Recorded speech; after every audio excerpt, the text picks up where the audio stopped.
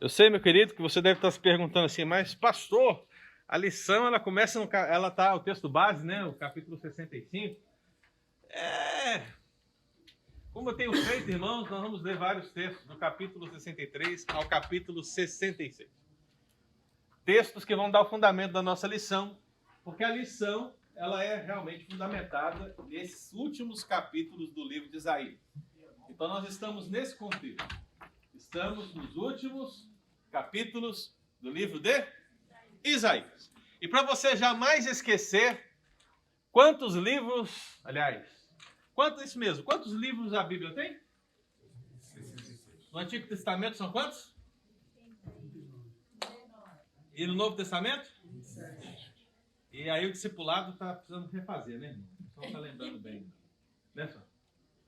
Não está lembrando a estrutura de Novo Testamento, Antigo Testamento. Mas são 66 livros. E são quantos capítulos em Isaías? Que é o mesmo número de livros da Bíblia. Então, isso é uma feliz coincidência, né? Uma feliz coincidência. Não que isso seja um movimento de Deus, irmãos, para dizer, veja, como Isaías tem 66 livros, 66 capítulos, a Bíblia tem 66 livros, Deus é grandioso, Deus é soberano. Não, Deus é isso tudo, mas isso aí foi uma coincidência, tá? Mas é uma coincidência que nos ajuda a lembrar tanto do número de livros da Bíblia, como o número de capítulos de Isaías. Então, pensando nisso, Isaías 63. Sua Bíblia está aberta, querido? Então, vamos ler alguns versículos, você vai acompanhando comigo? Então, do capítulo 63, vamos ler aqui inicialmente o versículo 1, que diz assim: Celebrarei as benignidades do Senhor e os seus atos gloriosos, segundo tudo o que o Senhor nos concedeu, segundo a grande bondade para com a casa de Israel, bondade que usou para com ele, segundo as suas misericórdias e segundo a multidão das tuas benignidades. Versículo 16. Mas tu és nosso Pai. Ainda que Abraão não nos conhece e Israel não nos reconhece, tu, ó Senhor, és nosso Pai, nosso Redentor, é o teu nome desde a antiguidade. Agora vamos para o capítulo 64. E agora versículo 5 ao versículo 9. Isaías 64, 5 a 9 diz assim: Sais ao encontro daquele que com alegria pratica justiça, daqueles que se lembram de ti nos teus caminhos. Eis que tiraste porque pecamos. Porque muito tempo temos pecado e havemos de ser salvos, mas todos nós somos como imundo, e todas as nossas justiças como trapo da imundícia. Todos nós murchamos como a folha, e as nossas iniquidades como um vento nos arrebata. Já ninguém há que invoque o teu nome, que se desperte e te detenha, porque escondes de nós o rosto e nos consomes por causa das nossas iniquidades. Veja que pensando nisso tudo é aquela base de Paulo, né, que ele diz, não há justo nenhum sequer. Então diz aí versículo 8, mas agora, ó Senhor, tu és nosso Pai, nós somos o barro, e tu o nosso oleiro, e todos nós obras das tuas mãos. Não te enfureças tanto, ó Senhor, nem perpetuamente te lembres da nossa iniquidade. Olha, pois, nós te pedimos, todos nós somos o teu povo. Agora capítulo 65, irmãos, versículo 1, diz assim: Fui buscado pelos que não perguntavam por mim, fui achado por aqueles que não me buscavam. A um povo que não se chamava do meu nome, eu disse, eis-me aqui, eis-me aqui. Versículo 9. Farei sair de Jacó descendência. Perceba algumas expressões aqui, irmãos, para relembrar a ideia do remanescente, né? Farei sair de Jacó descendência.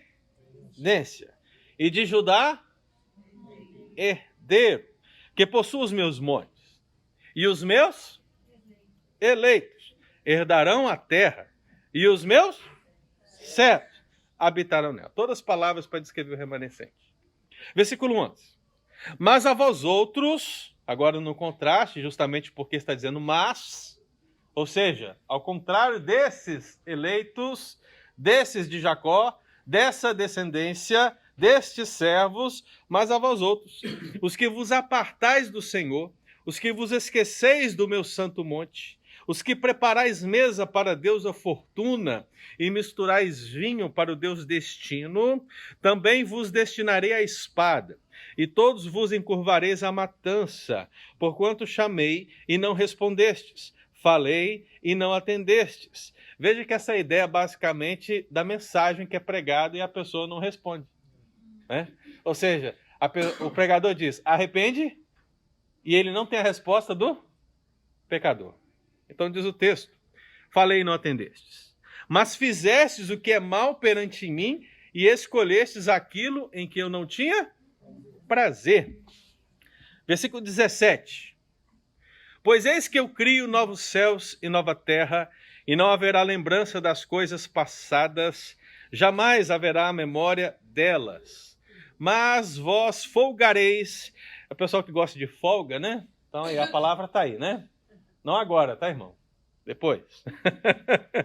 Mas vós folgareis e exultareis perpetuamente no que eu crio, porque eis que crio para Jerusalém alegria, e para o seu povo regozijo. E exultarei por causa de Jerusalém, e me alegrarei no meu povo, e nunca mais se ouvirá nela nem voz de choro, nem voz de clamor. Agora o capítulo 66, versículo 13. Como alguém a quem a sua mãe consola, assim eu vos consolarei, e em Jerusalém vós sereis consolados. Versículo 22. Porque, como os novos céus e a nova terra que hei de fazer estarão diante de mim, diz o Senhor, assim há de estar a vossa posteridade e o vosso nome. Aleluia. Amém, queridos? Vamos orar? Feche seus olhos, vamos falar com Deus. Pai querido, nós queremos te agradecer por esse momento de escola dominical, por nossas famílias estarem recebendo a palavra do Senhor, do menor ao maior, Deus recebendo a palavra como semente no coração. E pedimos que essa semente realmente possa germinar, ela possa crescer, ela possa produzir bons frutos. Afinal de contas, ó Deus, nessa última lição, a partir do profeta Isaías, tivemos, ó Deus, já uma noção do que o profeta fala e queremos realmente que isso esteja no nosso coração para que possamos buscar conhecer ainda mais esse contexto maravilhoso do profeta Isaías, aplicando essa mensagem ao nosso coração. Por isso que não seja diferente hoje, nesse último dia, que o Senhor possa abençoar as nossas vidas, em nome de Jesus. Amém. Amém, amados irmãos? Nosso irmão Leandro vai passar a página 2. Eu queria que nós fizéssemos aqui uma recapitulação muito importante, visando a ideia principal da lição de hoje. A ideia de contraste. A ideia de contrastes é você pensar em situações que podem se antagonizar, podem se complementar, podem parecer diferentes, mas são iguais, ou são diferentes porque são diferentes mesmo. E você pode perceber justamente isso nos títulos das lições da nossa revista até aqui, né? E é claro que eu fiz isso de propósito, já pensando em fazer uma recapitulação geral daquilo que nós meditamos até aqui, para que você não esqueça que na lição 1 nós falamos de Isaías apresentando o profeta como se fosse um quinto evangelista. Talvez o proto-evangelista, pensar que Mateus, Marcos, Lucas e João vieram depois, né? Ele veio primeiro, então não seria o quinto, ele seria o zero. Ele seria o proto. Então nós vimos como Isaías fala do Messias, e essa é a ideia do evangelista. E depois na lição 2, a ideia de um pai fiel, mas contrastando com um povo infiel. O povo, os filhos de Deus, nesse caso, Israel, estavam vivendo em pecado. Então fizemos uma análise dessa lição 2. E vimos que as consequências da lição 3 eram o quê? As marcas da miséria e da misericórdia. Da miséria, porque a guerra a qual o Reino do Norte e o Reino do Sul estavam travando, estava levando também a religião para lados que não era na comunhão com Deus verdadeiro, mas com os falsos deuses, fez com que a miséria imperasse na nação. A ideia é que quanto mais distante é o nosso relacionamento com Deus, naturalmente, nas nossas relações sociais, vai se estabelecer uma falta de moralidade natural que temos em relação a Deus. Porque se eu estou próximo de Deus e sei que Deus ele é amor e é justiça, naturalmente na minha vida eu vou querer exercer amor e justiça. Mas se eu estou distante desse Deus, naturalmente, amor e justiça passam a ser conceitos que não se aplicam à minha vida. E eu passo a viver a injustiça. E digo, não há injustiça ainda. Porque a injustiça não é injustiça para mim. Em outras palavras, a sua verdade não é minha verdade, blá, blá, blá, porque nós não temos um referencial moral. E o referencial moral precisa ser Deus, precisa ser sua palavra, e se nós não tivermos isso, meu irmão, nós vamos afundar muito. E foi isso que aconteceu com o povo. A miséria foi fundo. Nos níveis espirituais, nos níveis sociais, e as guerras tornaram isso ainda muito pior. Mas no meio desse contexto, Deus estava lá para falar aquele remanescente que ele agiria com misericórdia. Então Leandro ele passa para a próxima página ali, por favor. E a gente percebe que na lição 4, Deus começa a falar de julgamento sobre essa impiedade. E se você lembra bem, eu fiz aquelas tabelas, coloquei aquelas tabelas de pecados, né? Para os irmãos entenderem o quão nós podemos descer, né? Que o nosso pecado, na nossa mente pecaminosa, a gente pensa que o nosso pecado é pequeno, não é verdade? Afinal de contas, nós só mentimos, é coisa pequenininha. A gente só faz uma mentirinha boa, a gente só pensa algo errado assim, acerca do nosso irmão, da nossa irmã, né? A gente só tem uma palavra assim, às vezes, uma palavra assim de maledicência, muita coisa pouca, então os nossos pecados são pequenininhos, comparados com essa imensidão de pecados de Israel, não é verdade? Nós somos terríveis, né? Somos terríveis. Nós somos piores nesse sentido, se pensarmos assim. Então, o tamanho da impiedade do povo serviu para nós como lição para dizer até onde podemos ir em termos de pecado se nós estivermos distantes de Deus. Então, a coisa é tão terrível, que Deus traz julgamento. Traz julgamento tipificado no Reino do Norte e no Reino do Sul, nos exílios da Assíria e da Babilônia, a qual nós estudamos. E nesse contexto, Deus ele vai prometer o quê? A esperança, né? A esperança não está no profeta Isaías, a esperança não está no rei Uzias, a esperança está no renovo de Jessé. E passamos a entender que esse renovo era a figura messiânica que já dava a Isaías aquele título de quinto evangelista. Duas lições mostrando onde Deus julga e restaura e como consequência o remanescente louva a Deus.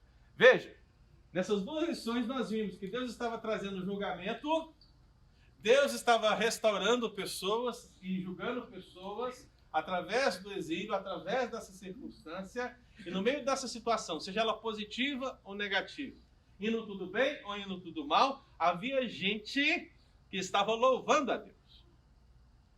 Então, naquela oportunidade, sintetizando essas duas lições, nós vimos que, basicamente, a essência do cristão ou do povo de Deus é essa. Ele está contente com o seu Deus, independentemente da circunstância. Se o seu amor ou o seu compromisso para com Deus depende única e exclusivamente de uma prosperidade que você não tem, então você não tem compromisso com esse Deus. Não é verdade? Você vai pensar, você não tem compromisso com Deus. Afinal de contas, eu semeei $100 e recebi uma dívida de $100. Então eu não prosperei. Então se eu não prosperei, esse Deus é uma mentira. Esse Deus, ele não existe. Então você passa a buscar outros deuses. Quem sabe a deusa Fortuna, que foi falada aqui no capítulo de hoje, né? Então a identidade do povo de Deus, ela é demonstrada como um referencial. Ou seja, o remanescente é apresentado como precisa ser. É assim que Deus quer o seu povo. Deus quer que o seu povo viva assim. E nós trabalhamos duas perspectivas naquela oportunidade. Falamos da perspectiva espiritual, que é a mais falada hoje em dia, e falamos também da perspectiva social, pensando nas figuras do eunuco e de quem? Eu vou falando, você tem que ir lembrando assim, né? O eunuco e quem? Não, perspectiva social. Quem que Deus usou como estrangeiro e o eunuco. Essas duas palavras foram usadas para sintetizar que a minha vida espiritual também precisa refletir numa vida social. Então Deus está dizendo, venham eunucos, venham estrangeiros, que eu também vos acolhereis. Nada diferente do que você leu hoje comigo, quando disse, texto bíblico, foi buscado, lembre-se disso, ok? Depois, continua, né, basicamente a lição 9, a lição 10, falando dessa caminhada com Deus, o Deus verdadeiro, falamos dos falsos deuses em oposição, e se mostrou na lição 11 a ideia da nova aliança na figura do guerreiro divino, que estava vestido daquela armadura, né? Não a armadura de Paulo, mas a armadura veterotestamentária. A armadura neotestamentária é a armadura de Paulo lá de Efésios. A armadura veterotestamentária é a armadura que Deus, aliás, que o profeta vê em Deus, na figura do Messias, vestindo a justiça e todos aqueles outros atributos, indo em julgamento contra o povo, indo em salvação a favor do povo, pensando sempre na ideia daqueles que são rebeldes e daqueles que são fiéis. E a lição do último sábado foi a restauração de Sião. Aquela lição que falou para nós mais profundamente acerca das últimas coisas, né? Do novo céu e da nova terra, o que não muda hoje. Afinal, os últimos capítulos de Isaías não vão ser nada diferente das 12 lições que nós estudamos até agora. É uma lição repleta de contrastes. Então, se você observou o que eu disse e você leu o que está ali, você vai perceber que a tabela seguinte que eu fiz para você, ela vai mostrar justamente esse contraste. Então, pense o seguinte. Você tem um contraste entre o evangelista e o profeta. Ainda que eles tenham uma missão similar, há princípios diferenciados nessa situação. Você tem um contraste entre o pai fiel e os filhos rebeldes. Você tem um contraste entre a misericórdia divina e a miséria do povo. A misericórdia divina, ela é rica, cheia de graça. A miséria do povo, ela é miséria. É falta de tudo. É escassez de tudo. Inclusive do relacionamento com Deus. Por isso que você também tem o contraste do povo de Deus com a impiedade. Porque o povo de Deus, pensando agora em ideia de remanescente, é aquele que se guarda. Mas aquele que vive na impiedade é aquele que se solta. É aquele que deixa as amarras, né, da lei, que querem o preservar do mal, e se entrega ao mundo. Se entrega às concupiscências. Veja que Deus, irmãos, em relação a nós, Deus tem um freio. Deus tem um freio. Inclusive, eu acho que eu tive um sonho ontem que eu estava dirigindo um caminhão que perdeu o freio. Talvez seja por isso que eu sonhei com isso. Talvez foi até uma visão, né? Quem sabe? Então, assim diz o Senhor, irmãos. Eis que eu vi, eis que eu me vi. No caminhão, eu não sei por qual motivo, tem um mecânico aqui, cadê o... Você acredita, entendeu? Que eu me vi trocando uma peça do caminhão. Olha só. Na verdade, eu estava entregando a peça, viu, Ben? A caixa, né? Eu estava entregando a peça, mas por algum motivo eu disse, eu tenho que trocar essa peça. Então, eu abri a caixa. Quem não sabe, eu trabalho no FedEx, irmão. Eu abri a caixa, peguei a peça, que era tipo um cabeçote, vai saber o que é isso, não sonha isso. Então, assim, peguei um cabeçote lá e fui lá e troquei no caminhão, porque eu achei que tinha que trocar. Parecia que estava velha, né, a peça. Eu vou trocar para uma peça nova. Aí, beleza. Aí eu saí com o caminhão, que eu desengatei o caminhão, né, tirei do parque e o caminhão foi. E eu pesei no freio, o caminhão parou. O que eu fiz, rapaz? Né? E o caminhão foi descendo.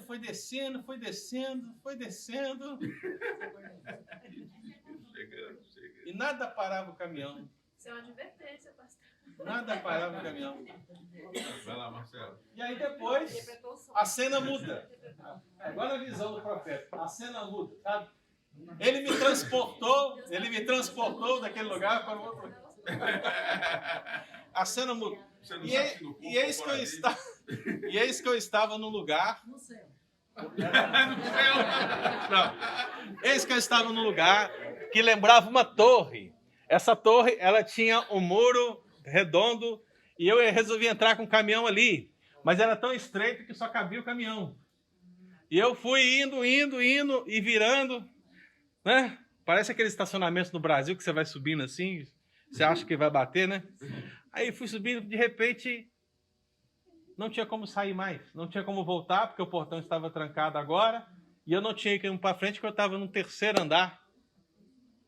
E aí tinha um muro, assim, uma porta de ferro, de arame, e aí a pessoa abriu para mim e disse, a única chance sua é sair pulando aqui com o caminhão. Você comeu feijoada, né? Ainda bem que você Essa fruta tá muito pesada. Acordei. Não me lembro de mais nada. É o Fast and Furious 10. Oi? É o Fast and Furious 10. Rapaz, tá nesse nível, hein? Tá nesse nível. Apesar que para o seu Toretto eu preciso dar uma malhada mais. Mas, irmãos, a ideia, eu nem sei porque eu estava falando isso. Por que eu estava falando isso? Hã? Desenfreado, né? O pecado é assim. A Entendeu? O pecado é assim, é desenfreado. contraste. É iniquidade, né? Impiedade, é isso. Então, você vai... É desenfreado. Ah, isso, Deus tem um freio. Deus tem um freio. Deus tem um freio. Deus, irmãos, ele tem um freio sobre nós. Né? E claro, eu não estou chamando o Espírito Santo de freio, porque o Espírito Santo é muito mais que um freio, mas ele nos freia. É uma pessoa que nos freia. E como ele nos freia? Ele nos dá convicção de pecados, ele se entristece e naturalmente nos faz entristecer. Ele intercede por nós com gemidos inexprimíveis, quando nós sequer temos essa capacidade. Então veja que Deus, né, nesse remanescente, ao oposto da impiedade, que está leve e solta para pecar cada vez mais, você não está livre para pecar livremente. Nossa, essa parte foi profunda teologicamente, viu? Por que você não está livre para pecar livremente? Porque você tem o Espírito Santo habitando dentro de você. Você agora não está livre porque o que você tem dentro de você é uma batalha, né? É uma batalha, e essa batalha é pela santidade. Diga. Sim. Uai. Sim. A babá. Veja a teóloga lá, né? A lei. Teóloga séria. Sim, mas há uma diferença muito grande, sério. Né? Qual que é a diferença? No Antigo Testamento, a lei era esse freio, mas a lei, a simples observância da lei, era incapaz de trazer a renovação do coração. Por isso que os fariseus foram condenados por Jesus. Por quê? Porque eles observavam a lei, em termos técnicos, diz assim, não comerá, só um exemplo, não comerá. Eles não comiam. Mas o princípio moral, eles não aplicavam.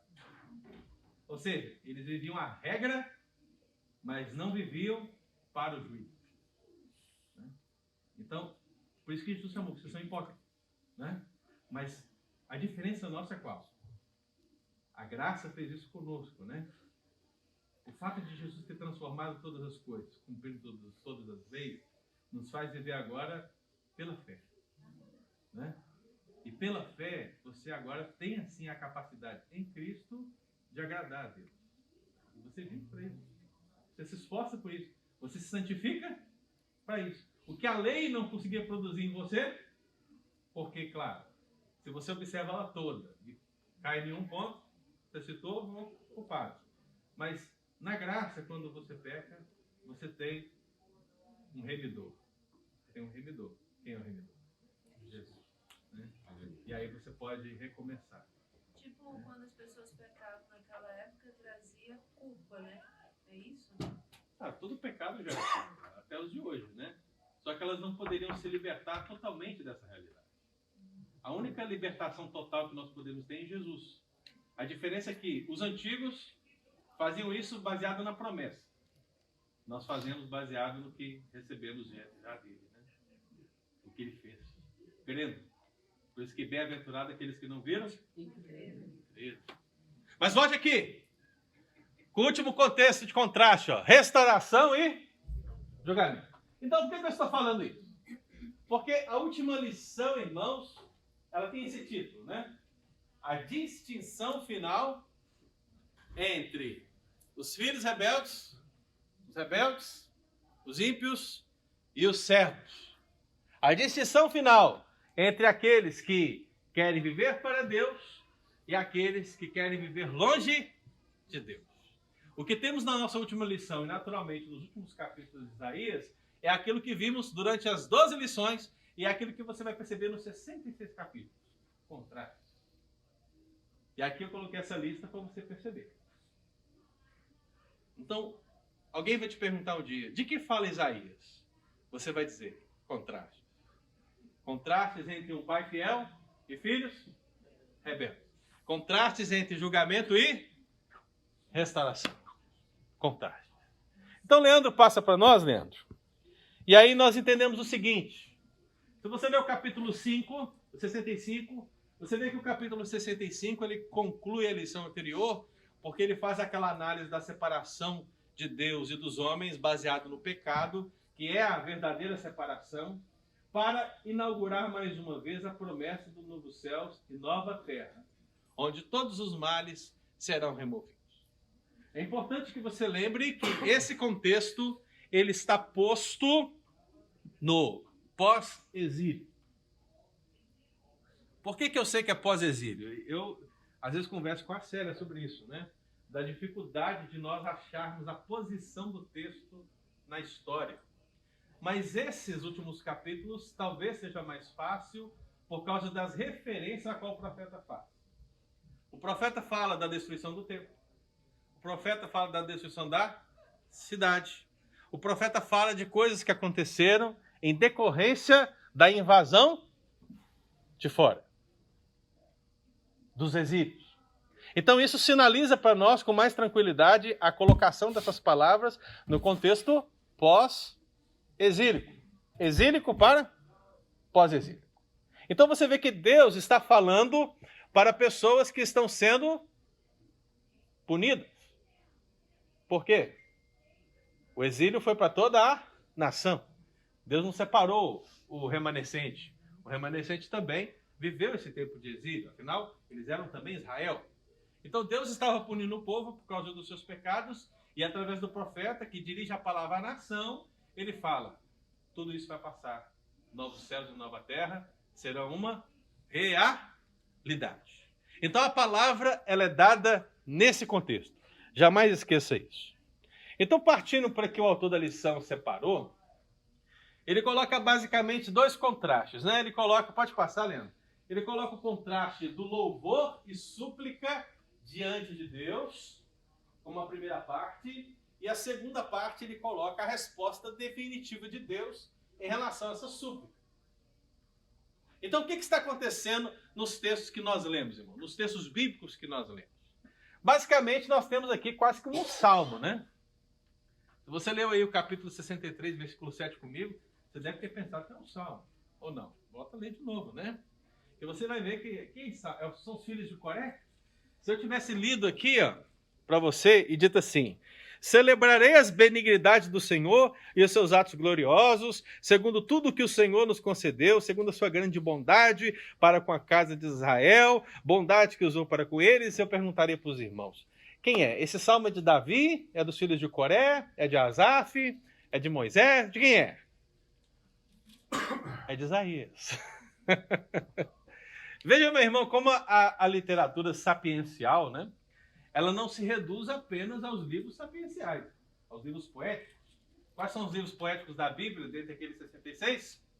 Salmos, Provérbios, Eclesiastes, Cantares. O que mais? Lamentações? Não. Jó. Jó. Muito bem. Agora, em toda a Escritura você vai encontrar porções de poesia. O contexto está lá. O que seria isso, pastor? Seria basicamente o seguinte: eu estou falando com os irmãos em forma de discurso, mas eu poderia falar com os irmãos em forma de poesia. Eu poderia falar com os irmãos em forma de música. Eu poderia falar com diversas formas. E talvez todos vocês entenderiam em todas elas, mas cada uma delas carrega um aspecto diferente, né? Elas têm uma estratégia. A música, por exemplo, se eu falasse com vocês aí, certamente vocês já começarem a balançar o corpo aí, né? Fala que legal, olha que rimou bonito, olha que coisa linda, porque é isso que a poesia faz. E a poesia israelita é essa. Então veja que o profeta Isaías está usando a profecia, está usando a poesia na profecia. Então, pegando essa ideia de louvor e súplica diante de Deus, que está registrado no capítulo 63 ao 64, a ideia do profeta na sua súplica, que lembra uma oração, que lembra uma canção, que lembra um salmo, é entendermos que nesse momento a voz da profecia, que é aquela voz carregada de uma palavra que chama ao arrependimento e que também anuncia esperança, é substituída pela voz de oração, pela voz de canção.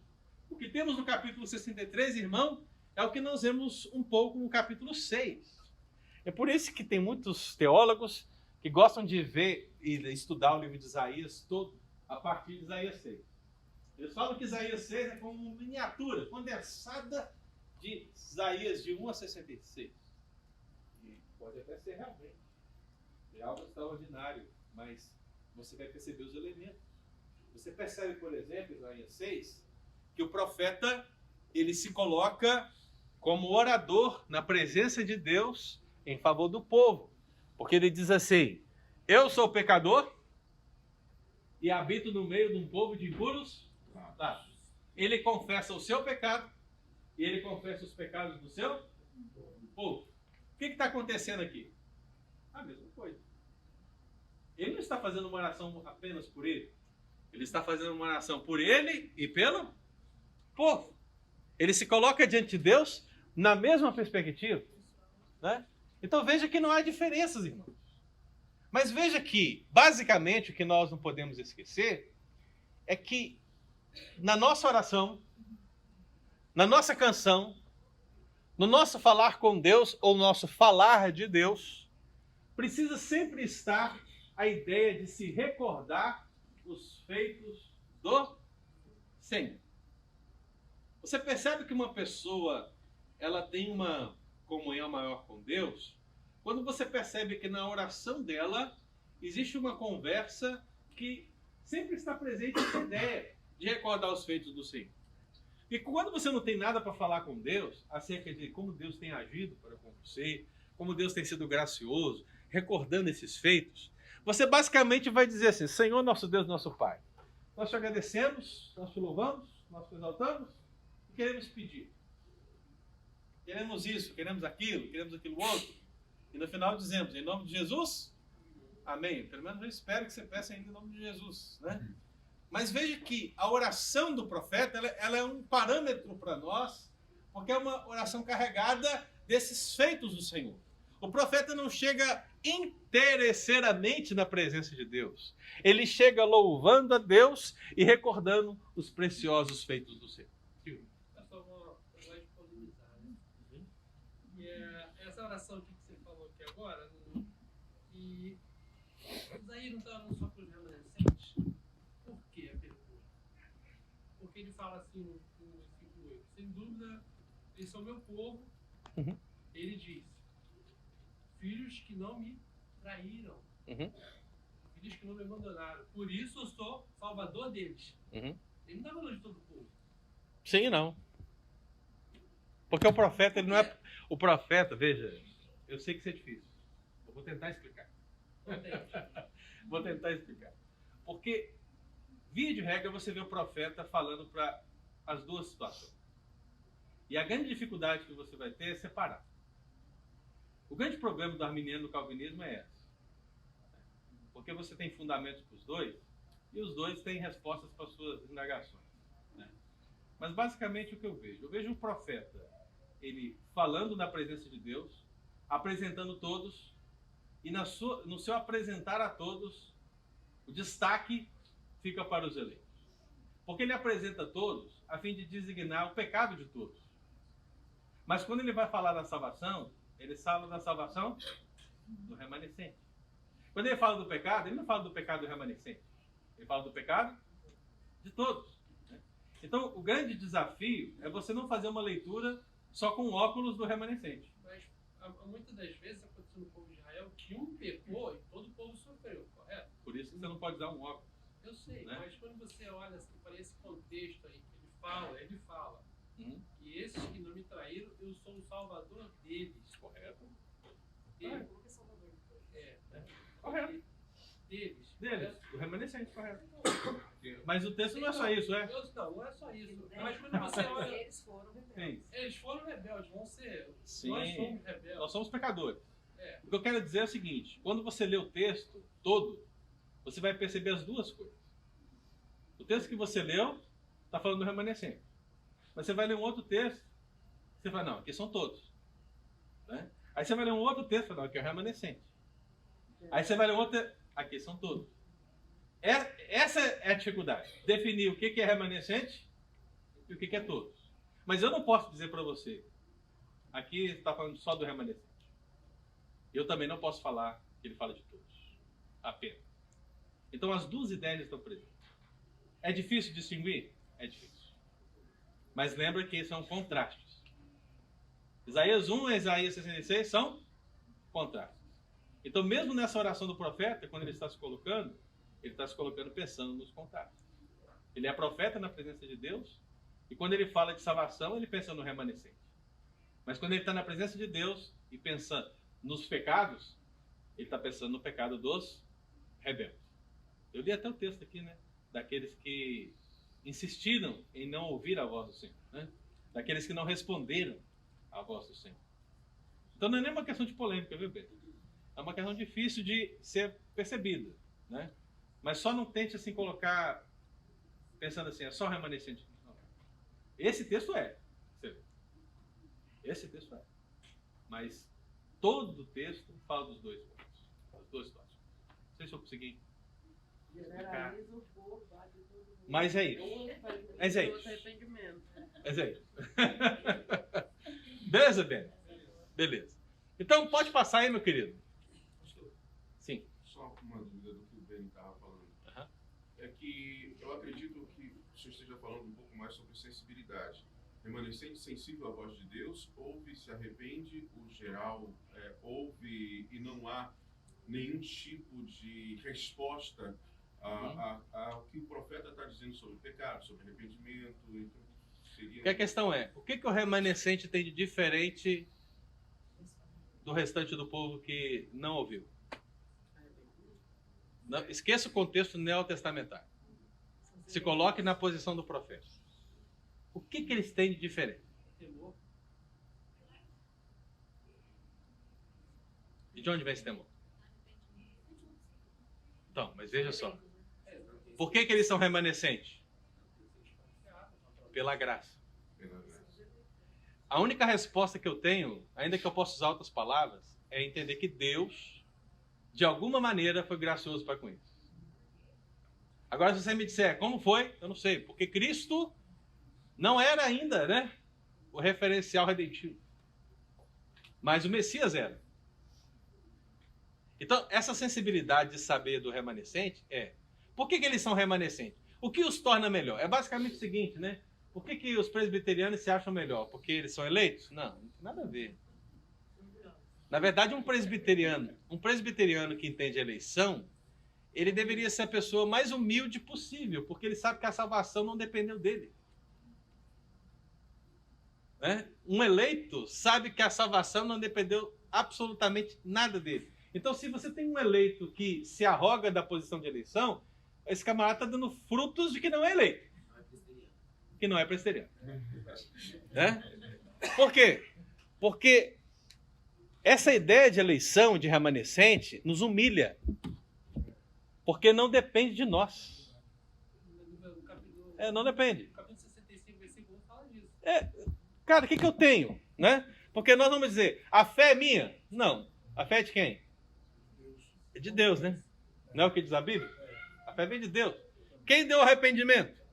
Quem dá a convicção de pecado? Meu Deus do céu, o que eu fiz? Você fez quando você disse, Senhor, eu aceito, Senhor, eu quero, Senhor, mas nós entendemos que toda essa manifestação externa nossa só é possível pela manifestação interna que Deus fez. Foi produzido pelo próprio Deus. Essa é a diferença. Agora o camarada lá, eu sou presbiteriano, eu sou eleito, eu eu posso fazer o que eu quiser e no final você salva. Você vai ser salvo do céu, né? Vai pro inferno, meu irmão. Por quê? Pelo amor de Deus. Porque essa posição nos humilha. Eu nunca vi a eleição de uma perspectiva arrogante. Pelo contrário, uma perspectiva humilde, porque ela diz para mim, você não fez nada, Deus fez tudo. Ele te capacitou a crer totalmente. Sim? Então, até o ato de fazer uma escolha boa, então não vem de mim. Não. O que você entende por escolha boa? Não, uma ação, uma atitude. Por exemplo, eu posso te empurrar aqui ou eu posso não te empurrar. Não necessariamente. Por quê?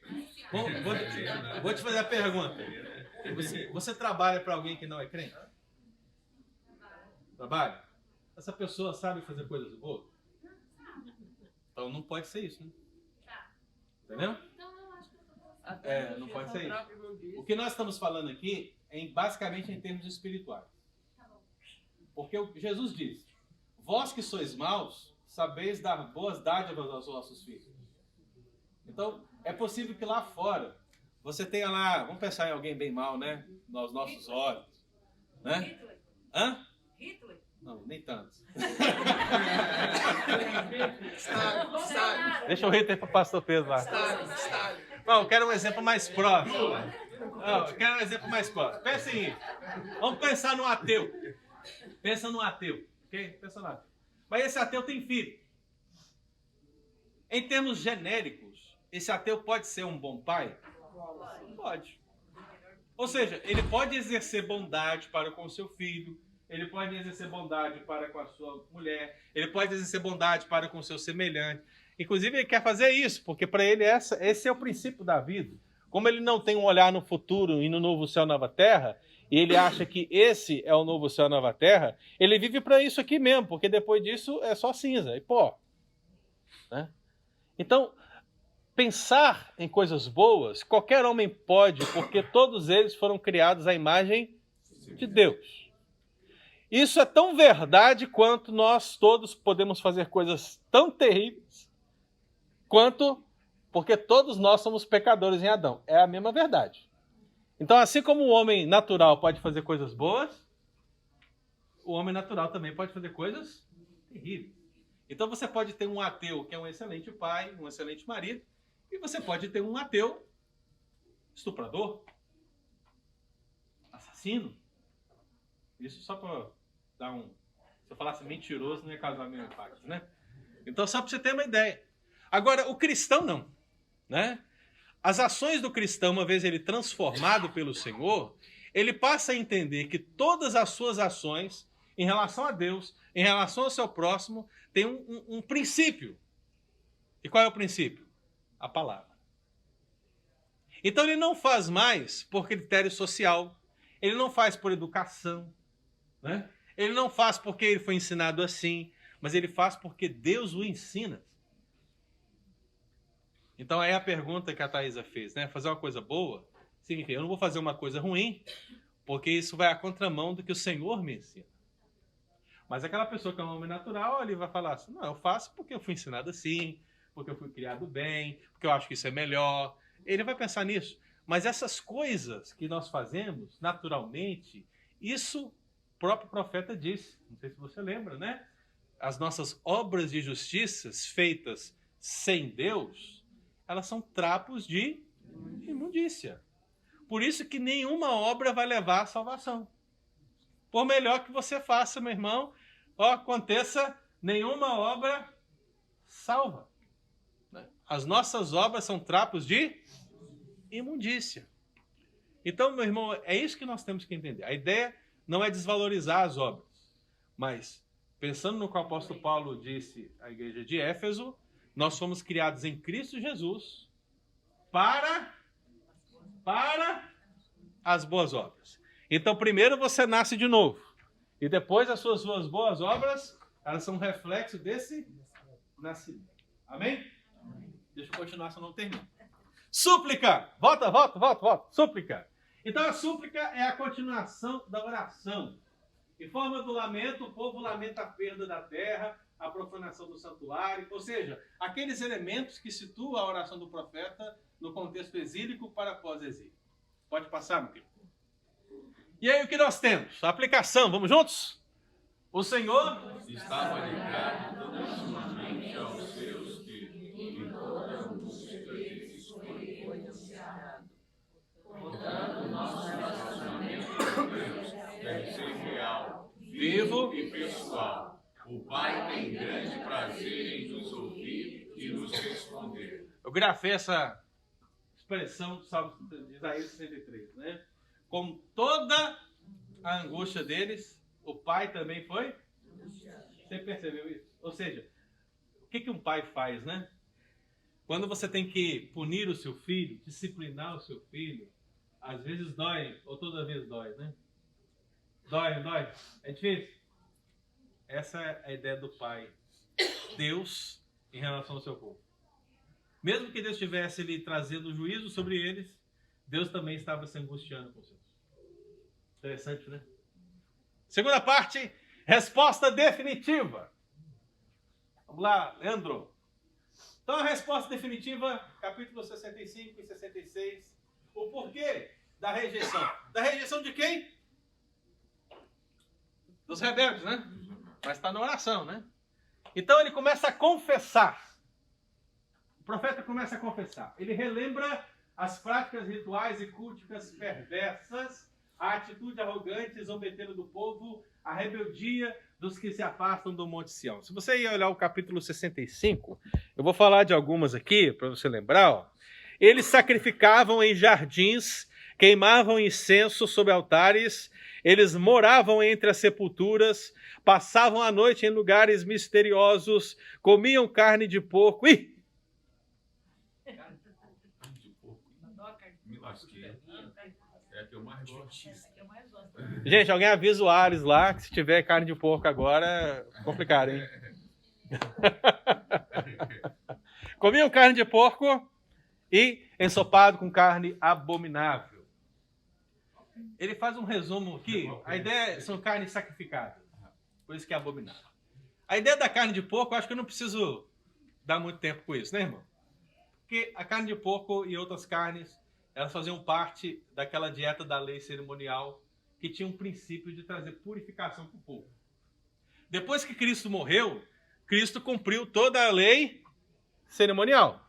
Se Cristo cumpriu toda a lei cerimonial, eu não estou mais subordinado a qualquer lei cerimonial do Antigo Testamento. Guarde isso no seu coração. Isso inclui, então, qualquer comida e qualquer bebida. Afinal, foi o próprio Cristo que abençoou todos os alimentos, né? Então veja que o que você come e o que você bebe deve ser algo da sua própria consciência, ok? Na presença de Deus e tendo principalmente o princípio da... A palavra fugiu. Moderação. O princípio da moderação. Aquele que passa na televisão, beba com moderação. Coma com moderação. Jejue com moderação também, viu, irmão? O pessoal que não sabe jejuar direito aí, ó. Jejue com moderação. Tudo tem que ser feito com moderação. E se você tem alguma dúvida sobre isso, leia depois Romanos, capítulo 14, se eu não me engano, né? Romanos 14, 13 a 23. Se você tem dúvida sobre o que comer e o que beber, Romanos 14, versículo 13 a 23. Ok? Pode passar, meu querido? Então, nessa resposta definitiva de Deus, ele apresenta o novo céus e a nova terra. E eu sei que vocês se perguntam, o que vai acontecer lá, né? Eu vou lembrar, eu não sei mais o quê. Veja, irmão, basicamente, a ideia do novo céu e a nova terra é um lugar de alegria plena e eterna. Pense assim, imagine o seu melhor momento nessa terra, o momento de maior alegria que você viveu, e aí entenda que isso vai durar para sempre e de uma maneira muito maior. É isso. Quem quer ir falar? Agora, vamos promover.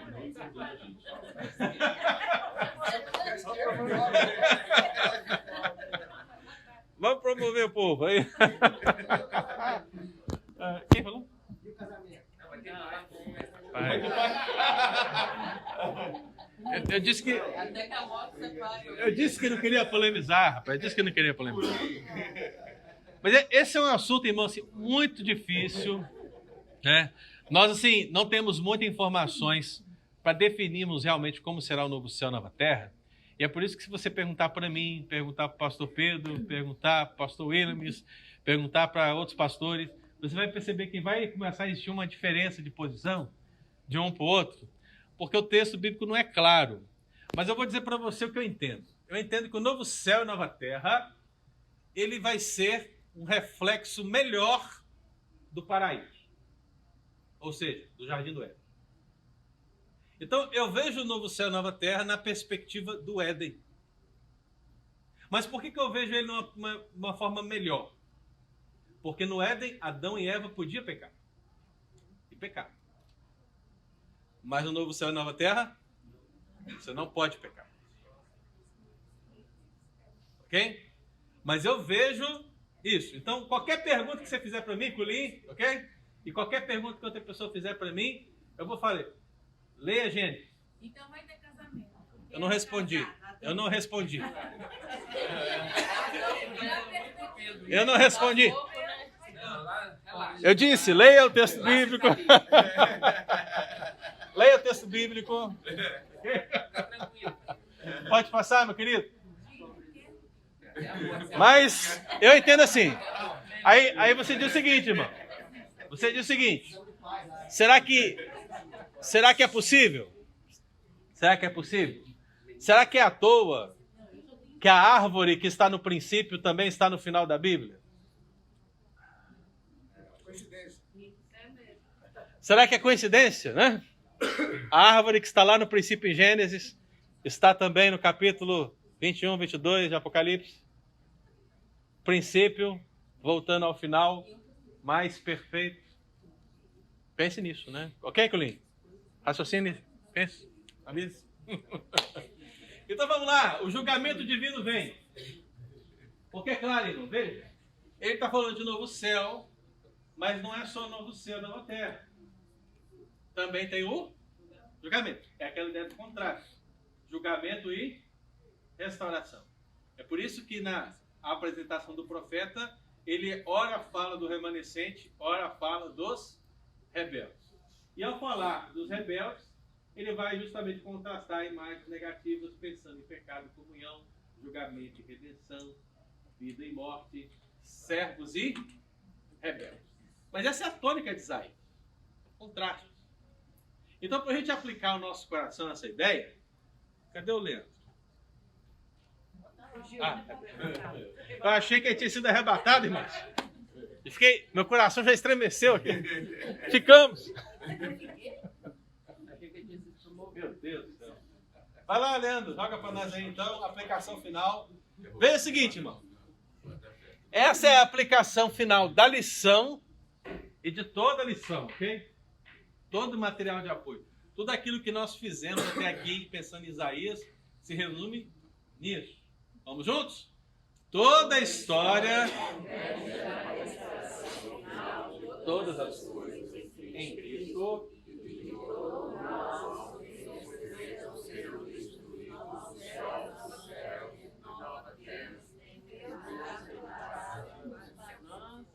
a gente precisa aprender a ler aqui o...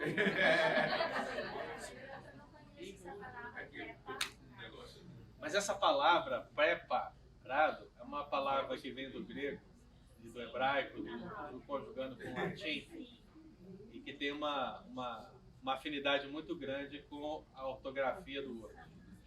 Entendeu? É por isso que ela está assim. Então veja, irmão. Veja. Tudo que Isaías fala acaba aqui. Toda a história converge para a restauração final de todas as coisas, incluindo o casamento, né? Em Cristo.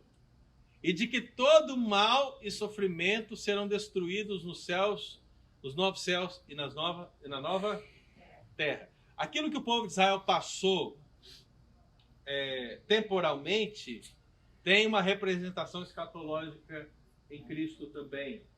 Então Deus tem preparado algo muito maior para todo mundo. Então, pensando no sofrimento que temos neste mundo, Isaías 66, 13. Ok? Calma aí, não vai dormir não. Isaías 66, 13 diz: como alguém a quem a sua mãe consola, assim eu vos consolarei. E em Jerusalém vós sereis consolados. Então veja, o consolo que te aguarda pode ser proporcionado por Deus aqui, muitas vezes, sabe? Pelo Espírito Santo, com certeza, absolutamente. Mas você ainda sofrerá. Você ainda terá batalhas, lutas. Você ainda terá dores. Isso tudo está acontecendo conosco agora.